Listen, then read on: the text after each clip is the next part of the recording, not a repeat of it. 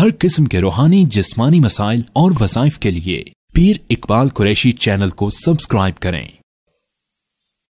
नहमदुहु व नुसल्ली अला रसूलिहिल करीम, अम्मा बअदु फ़अऊज़ु बिल्लाहि मिनश शैतानिर रजीम, बिस्मिल्लाहिर रहमानिर रहीम।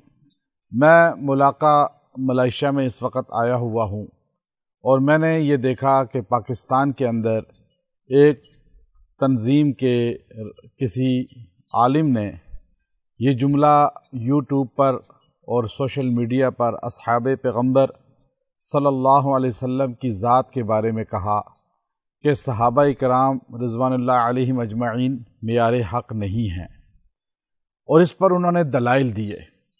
फ़इन तनाज़अतुम फ़ी शैइन फ़रुद्दूहु इलल्लाहि वर्रसूल, ये आयत करीमा बार बार पेश करते रहे और अपनी जमात के बानी की तारीफ़ में रतबुल लिसान रहे और उनका दिफा करते हुए उन्होंने उन पाक नफूस पर सब व शतम किया जिनकी पाकी की गवाही कुरान देता है, और जिन सहाबा इकराम के ईमान की कसौटी को कुरान बयान करता है और उनको मियार हक़ कुरान कहता है, हदीस कहती है।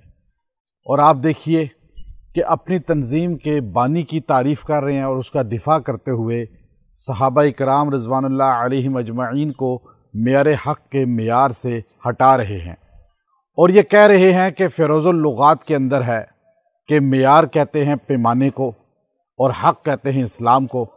इस्लाम का हक़ का पैमाना जो है वो सहाबा नहीं है, सिर्फ़ अल्लाह और रसूल हैं।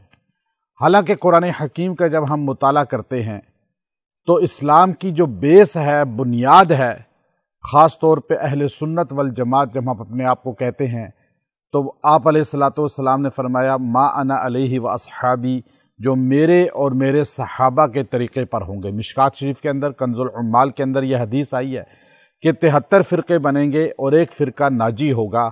सहाबा ने पूछा या रसूल अल्लाह, वो नाजी फ़िरका की निशानी क्या है? तो फरमाया मा अना अलैहि व अस्हाबी, जो मेरे और मेरे सहाबा के तरीक़े पर होगा। तो सहाबा मियार हो गए। आप अलैहिस्सलातु वस्सलाम ने से एक बुढ़िया ने पूछा कि मुझे बताएं मैं अगर आपके बाद आऊँ तो किस से मसला पूछूँ? तो आपने फरमाया अबू बकर, फिर फरमाया उमर। कुरान हकीम का मुताला करें, कुरान कहता है फ़इन आमनु बिमिस्लि मा आमनतुम बिही फ़क़द इह्तदौ, कि तो ईमान लाओ इनके मिसल जो ईमान लाए सहाबा, और हदायत का ज़रिया यही हैं।